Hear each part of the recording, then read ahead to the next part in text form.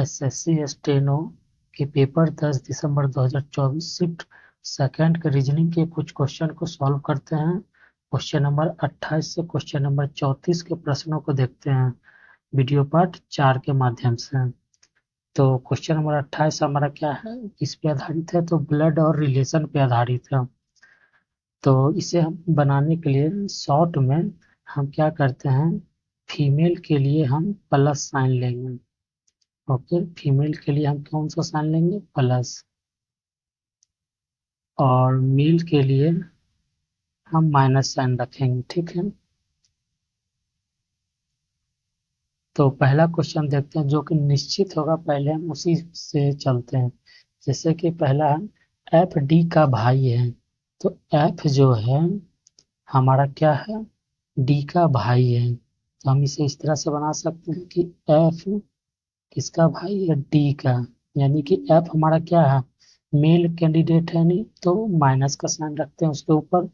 और इसी से जुड़ा हुआ, यानी एफ और डी से ही जुड़ा हुआ आगे देखते हैं कोई है क्या। तो आगे है आपका डी जो है, और आगे है एफ से, एफ की बात कर रहा है कि एफ जो है एच की माता है, यानी एफ की माता कौन है, तो एफ की माता है हमारी एच। तो फीमेल के लिए हम प्लस साइन लेंगे, उसके हेड पे रखेंगे। तो हमारा ये भी हो गया।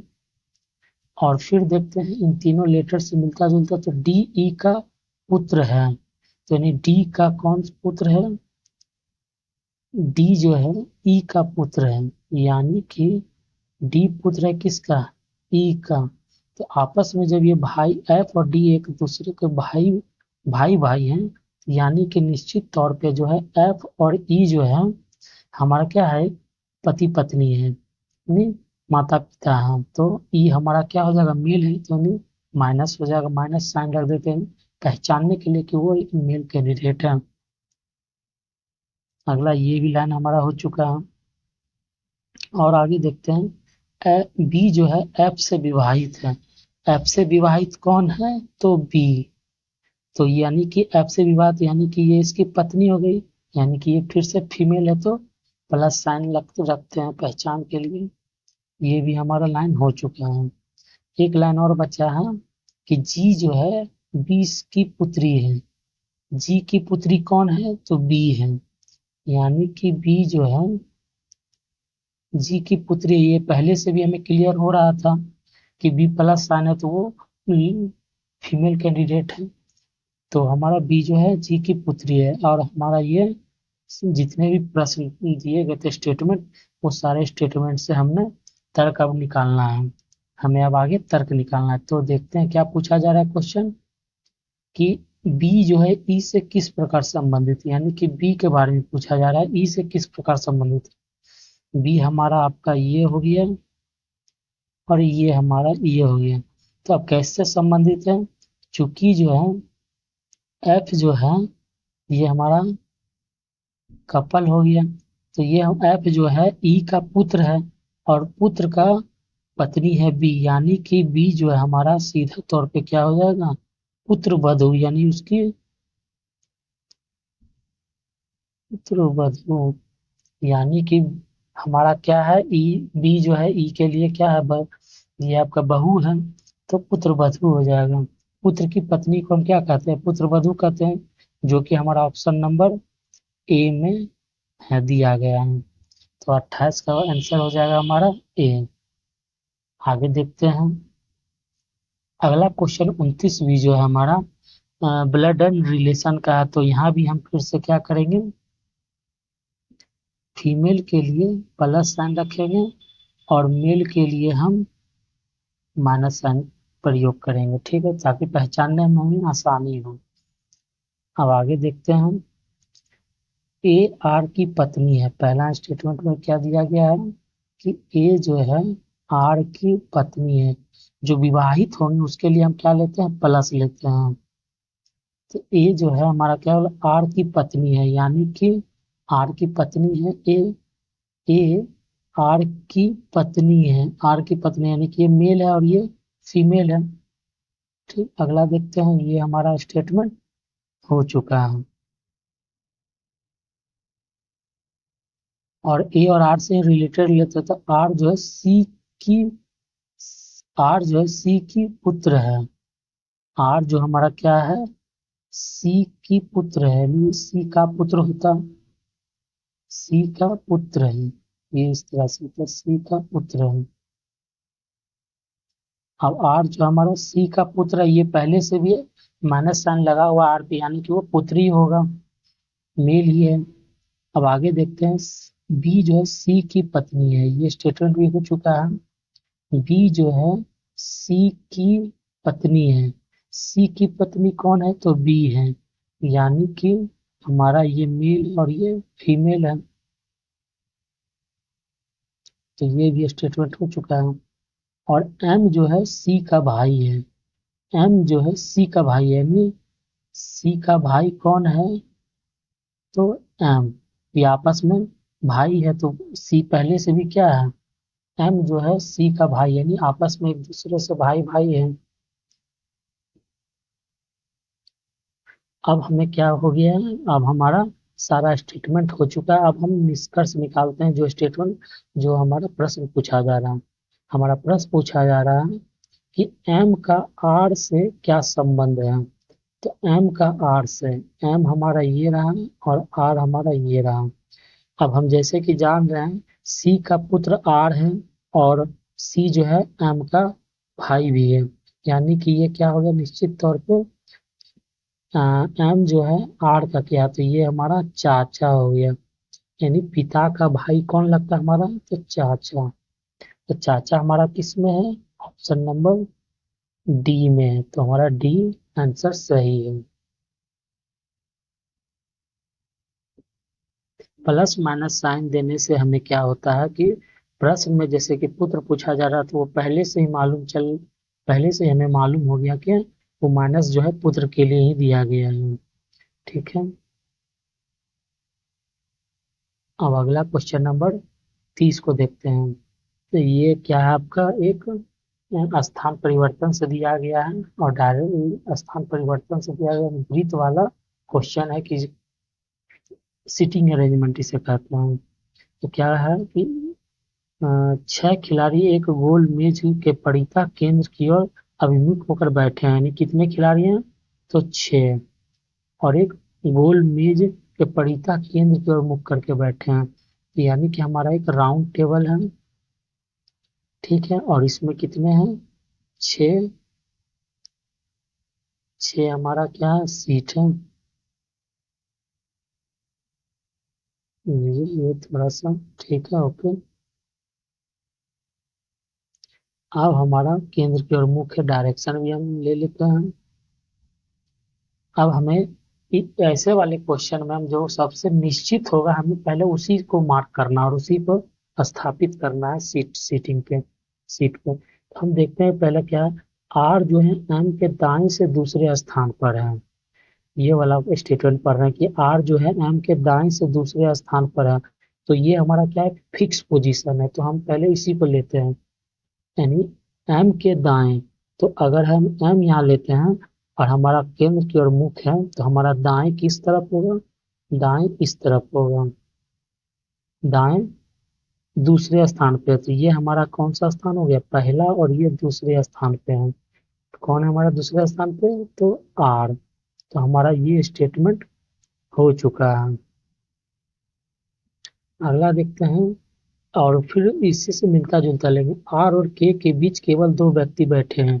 अगर हम इस स्टेटमेंट की बात करते हैं, अगले स्टेटमेंट की, कथन की, तो आर और के बीच में केवल 2 व्यक्ति बैठे हैं।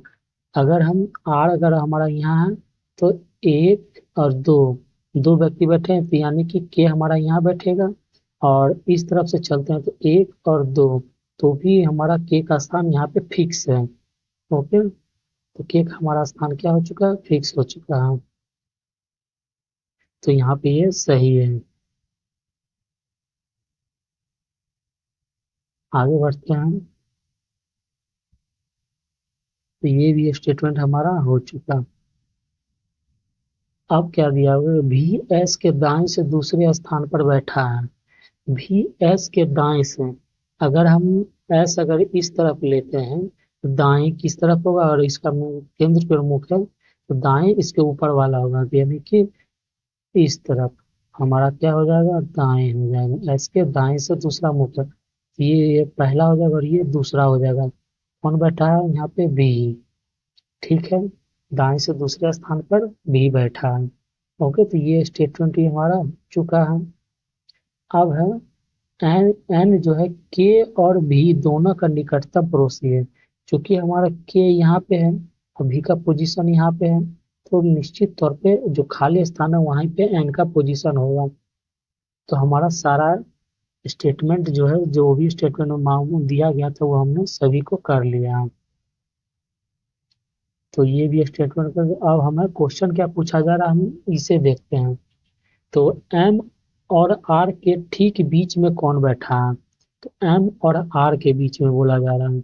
एम हमारा कहाँ पे है, ये हमारा एम है और आर हमारा ये है। ठीक बीच में कौन बैठा है, इसके ठीक बीच में और इसके ठीक बीच में एस बैठा है।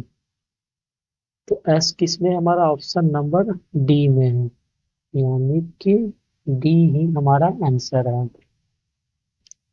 अगला क्वेश्चन देखते हैं। तो ये हमारा सीटिंग अरेंजमेंट पे आधारित क्वेश्चन था। फिर से एक क्वेश्चन नंबर 31 भी हमारा क्या है, सीटिंग, ये सीटिंग अरेंजमेंट नहीं, ये है आपका रैंकिंग पे है। रैंक आधारित क्वेश्चन है, ऊपर नीचे जो होता है आपका बड़ा छोटा करके उस पर आधारित। इसके लिए हम क्या करते हैं, खड़ी लाइन ले लेते हैं। ओके, और कुल कितने व्यक्ति हैं हमारे, 7 व्यक्ति हैं। तो 7 पोजीशन ले लेते हैं हम, 1 2 3 4 5 6 7। ठीक है, ऊपर वाले को हम क्या मानेंगे, सबसे उच्चतम को सबसे बड़ा मानेंगे और नीचे वाले को सबसे छोटा मानेंगे। ठीक है, अब क्वेश्चन को पढ़ते हैं। ये सभी एफ जी एच के एल एम एन, ये हमारे क्या है, व्यक्ति हैं। में से प्रत्येक की आयु, यानी कि ये आयु है। आयु क्या है, आयु छोटा बड़ा होता है तो हम इस रेखा पर भी रख सकते हैं, बड़ा छोटा करके हम खड़ी लाइन पर। ठीक, अब इसमें भी हम क्या ढूंढेंगे कि कौन सा जो है आपका फिक्स है, जिसका फिक्स पोजीशन होगा, हम पहले उसी को ही लिखेंगे। तो एच के से बड़ा है, केवल जो है यहाँ पे एक दे दिया गया है कि केवल जो है हमारा एच जो है के से बड़ा है, यानी कि एच हमारा कहाँ पे है, एच जो है, एच हमारे यहाँ और के हमारा इस तरफ है। यानी पहला बड़ा मिल चुका है, दूसरा बड़ा भी मिल चुका है। के से बड़ा, दूसरा बड़ा 38 वर्ष का, और जो दूसरा बड़ा है वो उसकी आयु दी गई है, कितनी वर्ष की है, तो 38 ईयर्स की है। यानी के की आयु हमारा 38 ईयर्स है। एल से केवल 3 व्यक्ति छोटे हैं, एल से। तो एल का पोजीशन ऐसा जगह रखना है जो 3 व्यक्ति रखा जाए। तो 1 2 3, तो एल का पोजीशन हमारे यहाँ होगा। केवल इससे क्या है, 3 व्यक्ति छोटे हैं। देख रहे हैं 3 व्यक्ति क्या है? छोटे हैं। आगे देखते हैं, ये भी हमारा स्टेटमेंट हो चुका है। एम केवल एन से बड़ा है, एन जो है केवल एन से बड़ा है। तो यानी कि एन जो है हमारा सबसे छोटा व्यक्ति है और एम जो है दूसरा छोटा बड़ा व्यक्ति है। अब अगला क्वेश्चन देखते हैं, अगला स्टेटमेंट देखते हैं। एम की आयु के की आयु से आधी है। एम की आयु जो है के की आयु से आधी है। के की आयु हमारा 38 है, तो यानी कि एम का इससे आधा कर देंगे तो हमारा कितना हो जाएगा, 19 ईयर, यानी 19 साल का है। ये भी स्टेटमेंट हो चुका है। एफ की आयु 36 वर्ष है। एफ की आयु जो है 36 वर्ष है। तो एफ की आयु ऐसे जगह को रखना होगा, 36 वर्ष है और एल की आयु 10 के गुणज में है। और एल का कंडीशन क्या दिया हुआ कि ये 10 का गुणज में है, यानी कि हमारा एक देख रहे हैं यहाँ पे एक 38 है और यहाँ पे हमारा 19 साल आ रहा है। तो यानी कि ये निश्चित तौर पे 10 के गुणज में है, तो यानी कि इसके ऊपर ही होगा। तो यानी कि 20 या तो 30 होगा। 40 इसलिए नहीं होगा क्योंकि ये 38 है के, तो ये तो निश्चित नहीं होगा, यानी कि 30 तक है, 20 या 30 का। अब आगे देखते हैं क्या लिखा जा रहा है। एफ की आयु 36 वर्ष है। तो 36 वर्ष है, यानी कि एफ यानी एल का मान 20 और 30 है। दो ही कंडीशन है, तो इसके नीचे तो होगा नहीं इस स्थान पर, तो ये होगा एफ यहाँ पे ही होगा। तो ये 36 वर्ष की है। ठीक है, अब आगे देखते हैं। और कौन सा एक व्यक्ति बच रहा है जिसका जिक्र नहीं है, तो हमारा जी का जिक्र नहीं है। तो जी का जो खाली स्थान है वहां पे जी को रख देते हैं। तो हमने सभी स्टेटमेंट को ड्रॉ कर लिया है। अब हम क्वेश्चन को देखते हैं। क्या क्वेश्चन पूछा जा रहा है, के और एल की आयु का योग कितना है। के और एल, के का मान कितना था, 38 ईयर। के लिए कितना दिया गया है हमारा, 38। देख रहे हैं 38, के का मान 38। और एल का मान जो है हम या तो 20 ले सकते हैं या तो 30 ले सकते हैं। ठीक है, तो हम अगर हम अगर 20 लेते हैं तो ये हो जाएगा 58। ठीक है, अगर एल का मान अगर हम पहले 20 लेते हैं, ये हो जाएगा 58, जो कि ऑप्शन में नहीं है। फिर अगर हम एल का मान अगर हम 30 लेते हैं, तो ये हमारा क्या हो जाएगा 68, जो कि हमारा ऑप्शन में है। यानी कि हमारा एल का मान कितना है, तो दोनों का जोड़ का 68 है। यानी कि एल का जो आयु था वो कितना था हमारा, तो 30 वर्ष था, ना कि 20 वर्ष था।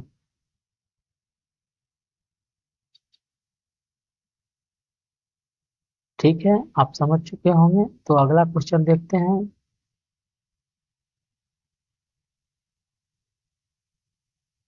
अगला क्वेश्चन भी हमारा किस पे है, तो ये सीटिंग अरेंजमेंट पे आधारित है।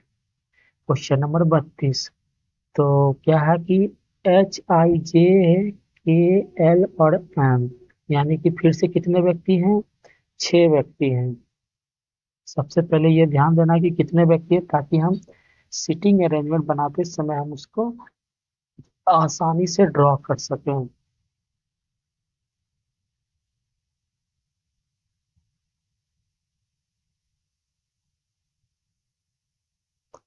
और ये इसका मुख्य जो है केंद्र की ओर बताया गया है। अब देखते हैं किसका निश्चित दिया गया है। ठीक है, तो हम देखते हैं। पहला स्टेटमेंट दिया गया कि एल और एम के बीच केवल 2 व्यक्ति बैठे हैं। इस लाइन से हमें कोई भी फिक्स पोजीशन प्राप्त नहीं हो रहा, तो हम आगे बढ़ते हैं। एम आई और जे का निकटतम पड़ोसी है, इससे भी हमें कोई फिक्स पोजीशन पता नहीं चल रहा है। तो अगला क्वेश्चन स्टेटमेंट देखते हैं। एच आई का ठीक दाएं बैठा है, तो ये हमारा एक फिक्स है। यानी कि आई के दायां अगर हमारा केंद्र की ओर मुख होगा, तो हमारा दायां इस तरफ बनेगा। दायां हाथ हमारा इस तरफ होगा, तो हमारा यहाँ पे कौन बैठा है, तो एच। कौन बैठा है, तो हमारा एच बैठा है। तो ये हमारा लाइन जो है फिक्स था। अब हम देखते हैं एच और आई से कोई और रिलेटेड संबंध है क्या। तो एक है हमारा कि एम जो है आई और जे का निकटतम पड़ोसी। अगर हमारा आई यहाँ पे है, तो एम हमारा यहाँ पे रख देते तो जे का निकटतम पड़ोसी हो जाएगा। ठीक है, क्योंकि इधर से निकटतम पड़ोसी एम हो जाएगा और जे का निकटतम पड़ोसी एम हो जाएगा। तो ये भी स्टेटमेंट हमारा हो चुका है। अब है एल और एम के बीच केवल 2 व्यक्ति बैठे हैं, एल और एम। अगर हमारा दोनों स्थान खाली है, एक तो ये एक ये, तो अगर हम यहाँ लेते हैं, तो एल और एम के बीच में बोला जा रहा है ना, तो इधर से भी हमारा 2 व्यक्ति हो रहा है और इधर से भी 2 व्यक्ति हो रहा है, तो यानी हमारा पोजीशन ठीक है। अब हम कोई चेंज नहीं करेंगे। अब हम देखते हैं क्वेश्चन में क्या क्वेश्चन पूछा जा रहा है कि के बाएं से गिने जाने पर, के क्या बाएं, के कहाँ हमारा, के का एक पोजीशन बचा हुआ है, तो यहाँ पे निश्चित तौर पर के है, तो इसका मुख इस तरफ है। तो हमारा बाएं किस तरफ होगा, इस तरफ। सॉरी, बायां हाथ हमारा किस तरफ होगा, इस तरफ बैठेगा वो। तो बाएं के और एच के बीच कितने व्यक्ति बैठे हैं? के हमारा इस यहाँ और एच यहाँ, तो कितने व्यक्ति बैठे हैं? केवल एल बैठा है, यानी कि एक व्यक्ति बैठा है। तो केवल एक व्यक्ति बैठा है, तो ऑप्शन नंबर सी हमारा आंसर होगा क्वेश्चन नंबर 32 का। अगला क्वेश्चन देखते हैं। अगला क्वेश्चन हमारा क्या है? डायरेक्शन पे है। ये हमारा अगला क्वेश्चन डिस्टेंस और डायरेक्शन पे दिया गया है। क्या दिया गया स्टेटमेंट? तो हम पहले एक बार स्टेटमेंट को पढ़ते हैं, ठीक है, उसके बाद हम आगे क्वेश्चन को सॉल्व करेंगे। कह रहा है कि सुरेश जो है अब 19 साल का है, ठीक है, उसकी आयु को जिक्र किया जा रहा है, कॉलेज में है। जब वह 5 साल का था तब वह एक छात्रावास में रह रहा था, यानी कि 5 साल का जब था तो उससे पहले छात्रावास में रह रहा था। अब यानी 19 साल का, यानी 14 साल के लंबे समय के बाद, ठीक है, घर वापस आ रहा है। उसके माता पिता जो है उसे रेलवे स्टेशन से उसके घर तक का रास्ता लिखकर भेजा है। यानी कि वो जब अपने छात्रावास से घर के लिए आएगा तो निश्चित तौर पर वो किससे आएगा? तो रेलवे के माध्यम से ही आएगा, रेल परिवहन से ही आएगा। अब सुरेश को उसके माता पिता द्वारा भेजा गया नीचे दिया गया टेक्स्ट संदेश देखिए और उसके अनुसार से निम्नलिखित प्रश्नों का उत्तर दीजिए। तो यहाँ पे देखिए, ये क्वेश्चन तो एक 2 सेकंड 3 सेकंड का ही क्वेश्चन है, क्योंकि क्वेश्चन अगर ध्यान पूर्वक देखे तो पूछा जा रहा था कि रेलवे स्टेशन से दाएं मुड़ने के बाद सुरेश का मुख किस दिशा में है, ठीक है, किस दिशा में है। अब हम देखते हैं स्टेटमेंट क्या दिया गया है।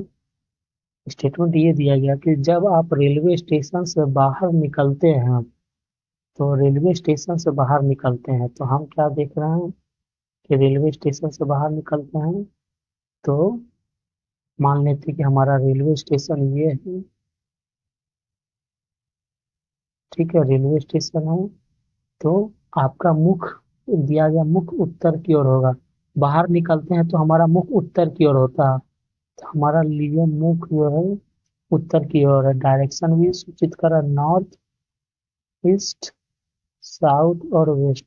हमारा मुख उत्तर की ओर है, यानी कि हम उत्तर दिशा की ओर बाहर निकल रहे हैं। अब बोल रहा है यहाँ से दाएं मुड़ें और 4 किलोमीटर ड्राइव करें, यानी कि अब हमें कहाँ मुड़ना है? यहाँ से अगर हमारा मुख उत्तर की ओर है तो दायां हाथ हमारा निश्चित तौर पे इस तरफ होगा। हमें दाएं मुड़ना है और 4 किलोमीटर चलना है। ओके, आपको एक टी पॉइंट जंक्शन दिखा देगा।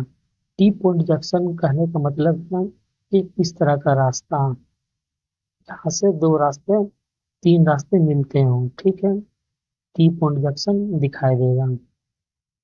अब क्या कर रहा है? जंक्शन दिखाई देगा, ये भी स्टेटमेंट हो जाएगा। अब यहाँ से दाएं मुड़े और 2 किलोमीटर ड्राइव करें। अब हम यहाँ से क्या करते हैं? दाएं मुड़ते हैं और 2 किलोमीटर ड्राइव करते हैं, ठीक है। दाएं मुड़े हैं, अपने दाएं इस तरफ होगा, हम दाएं मुड़ते हैं और 2 किलोमीटर ड्राइव कर रहे हैं।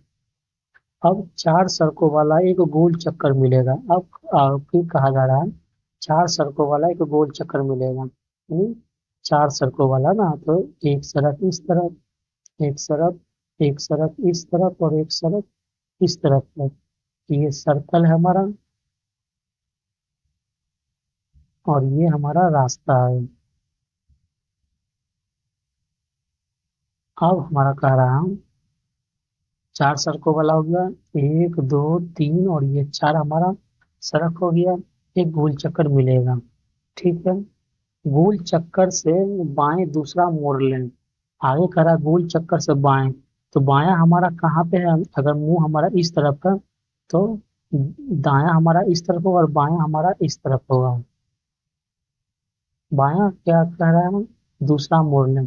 तो बायां में पहला मोड़ ये है और दूसरा मोड़ ये है, तो दूसरा मोड़ ले और 1 किलोमीटर चले।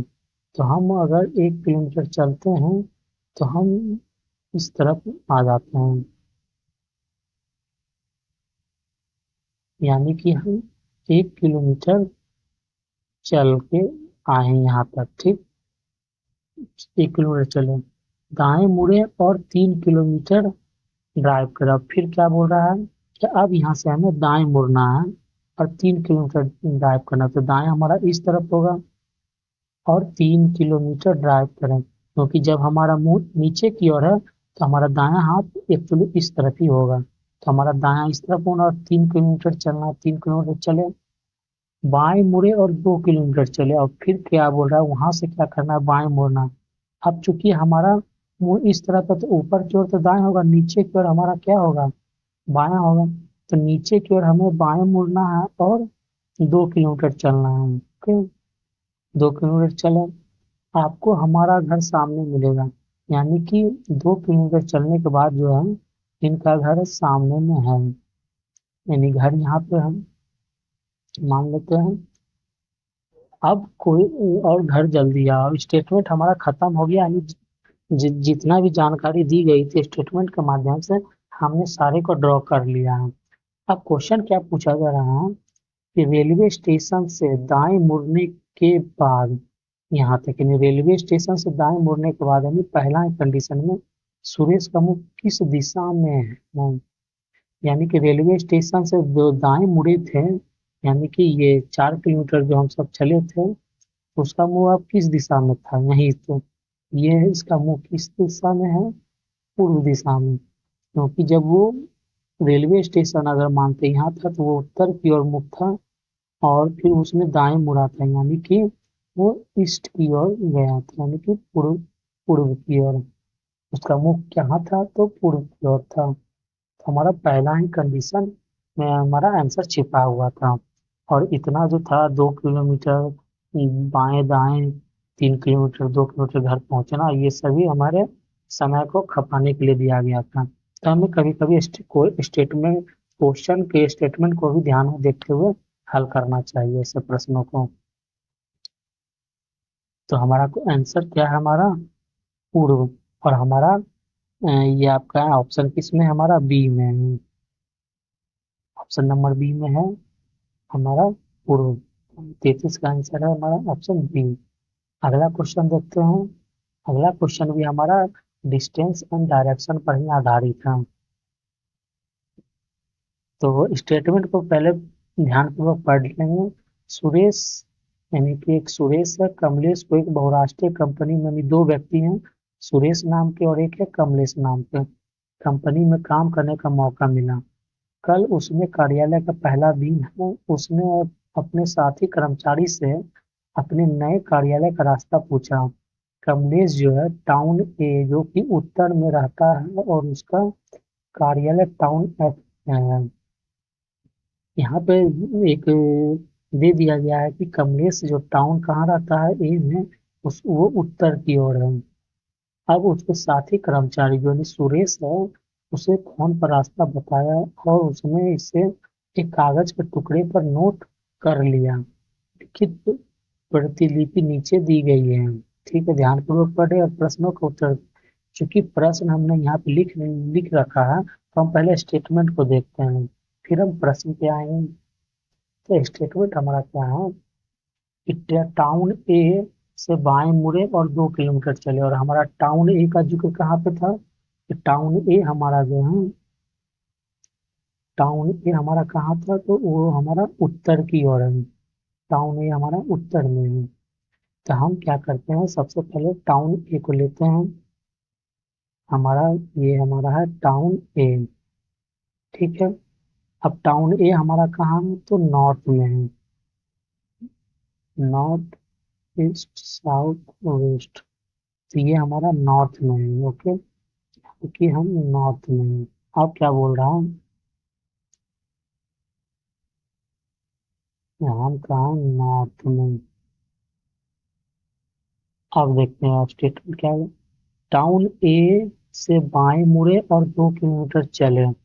टाउन ए से बाएं, तो ये तो चूंकि जब हम उत्तर की ओर है तो इस तरफ हमारा क्या होगा, दायां हाथ होगा, और इस तरफ हमारा बायां हाथ होगा। तो अब हम इस तरफ बाएं मुड़ते हैं और कितने किलोमीटर चलना है, तो 2 किलोमीटर। और हम फिर कहाँ पहुंच जाएंगे, टाउन बी में पहुंच जाएंगे और आप टाउन बी में होंगे। ठीक है, यहाँ तक हो चुका। अब फिर अगला, टाउन बी से बाएं मुड़े और बाएं मुड़े टाउन बी से। तो अभी हमारा मुख इस तरफ है, तो अब टाउन बी से अगर हम बाएं मुड़ते हैं, ऊपर तो दाएं की ओर जाएगा और नीचे हमारा बाएं की ओर आएगा। तो नीचे हम बाएं मुड़ते हैं और हम कितना किलोमीटर चलेंगे, तो आपका और बाएं मुड़े और टाउन सी तक पहुंचने के लिए 3 किलोमीटर चलेंगे कि सी तक पहुंचना है, और हम इसके बीच में कितने चले, 3 किलोमीटर। यानी कि हमारा ये स्टेटमेंट हो चुका है। टाउन सी से दाएं मुड़े। अब चूंकि हम नीचे की ओर हैं, तो हमारा दायां हाथ किस तरफ होगा, इस तरफ, लेकिन इस तरफ। तो दायां हाथ हमारा उस तरफ होगा, यानी कि इस तरफ डायरेक्शन में हमारा दायां हाथ होगा। अब क्या करें, टाउन सी से दाएं मुड़े और टाउन डी तक पहुंचने के लिए 4 किलोमीटर चले। तो अब हम चूंकि दाएं मुड़ते हैं, 4 किलोमीटर चलते हैं और हम टाउन डी तक पहुंच जाते हैं। ठीक है, अब हमारा डायरेक्शन भी शो कर रहा है। अब टाउन बी से फिर बोल रहा दाएं मुड़े और टाउन ई तक पहुंचने के लिए 4 किलोमीटर चले। अब फिर हमारा, जब हमारा डायरेक्शन इस तरफ, तो दायां हमारा क्या होगा, ऊपर होगा। तो हम 4 किलोमीटर चलना है, तो हम कहाँ पहुंच जाएंगे, टाउन ई तक पहुंच जाएंगे। डायरेक्शन हमारा इस तरफ है। अब अगला देखते हैं, टाउन ई से बाएं मुड़े और आप टाउन एफ तक पहुंचने के लिए 5 किलोमीटर चले। टाउन ई से बाएं मुड़ना, क्योंकि इस तरफ हमारा दाएं हो जाएगा, तो हमारा बायां हाथ इस तरफ होगा। तो अब हम क्या करें, बाएं मुड़ते हैं और टाउन एफ तक पहुंच जाते हैं। ठीक है, और हम कितना किलोमीटर चल चुके हैं, 5 किलोमीटर। 5 किलोमीटर दिया गया। अब बोल रहा है कि कार्यालय टाउन एफ में है। वो तो ठीक है, कार्यालय टाउन में है, लेकिन अब हमें सारा स्टेटमेंट हमने कर लिया। अब हम क्वेश्चन पे आते हैं। क्वेश्चन क्या पूछ रहा हम, कि टाउन डी पहुंचने पर, टाउन डी हमारा इस तरफ है, टाउन डी हमारा इस तरफ है, टाउन डी हमारा ये रहा। पहुंचने पर कमलेश कल कितने किलोमीटर की दूरी तय कर चुका होगा। तो कमलेश कल कितने किलोमीटर की दूरी तय कर चुका होगा, हम इसे कैसे समझेंगे। हम समझेंगे कि कमलेश का घर था ए में, ए टाउन में, और वहां से उसने डी तक, टाउन डी तक सफर किया था, यही ना। तो टाउन डी, टाउन ए से टाउन डी तक आने में उसने कितने किलोमीटर की दूरी को तय किया। सबसे पहले तो उसने 2 किलोमीटर चला बी के लिए, फिर चला 3 किलोमीटर सी के लिए, और फिर चला 4 किलोमीटर डी के लिए। और सभी को जोड़ दीजिए, यानी कि तीन, 3 बार उसने चला था। तो ये हमारा हो गया 5 3 9, यानी कि हमारा कुल 9 किलोमीटर की दूरी तय की थी टाउन ए से टाउन बी तक पहुंचने के लिए। तो हमारा आंसर आ चुका है 9 किलोमीटर। तो स्टेटमेंट क्वेश्चन में हमारा लिखा हुआ है यहाँ पे, तो हमारा ऑप्शन नंबर बी में है 9 किलोमीटर। तो हमारा क्वेश्चन नंबर 34 भी कंप्लीट हो चुका है, यानी कि वीडियो पार्ट 4 में जो हमने, वीडियो पार्ट 4 के माध्यम से हमने कुल क्वेश्चन नंबर 28 से कुल ये 34 नंबर क्वेश्चन को पूरा डिटेल वीडियो को देखा है, डिटेल सॉल्यूशन की वीडियो को देखा है। हमने पूर्व में पहले कोई कुछ टॉपिक को भी क्लियर किया है, जैसे कि पहला टॉपिक हमने कैलेंडर को क्लियर किया है, दूसरा हमने इक्वलिटी चैप्टर को भी हमने क्लियर किया है। तो आप जाके टॉपिक रीजनिंग करके फोल्डर बनाया गया है, आप उसमें जाके इसके वीडियो को भी देख सकते हैं।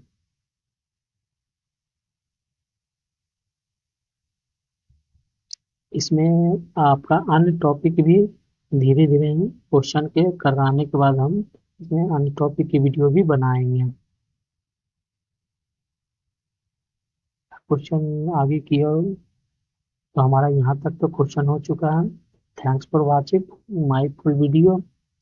और अगर आप हमारे वीडियो को देख देख रहे हैं तो प्लीज कमेंट करें, अच्छे लगे तो लाइक का बटन दबाएं, और हमारे चैनल पर नए हैं तो आप सब्सक्राइब का बटन निश्चित दबाएं, क्योंकि इस चैनल पे आपको सिर्फ और सिर्फ स्टेनो के डिटेल के बारे में ही, एसएससी स्टेनो के डिटेल के बारे में ही बताया जाएगा। Thanks for watching my YouTube channel.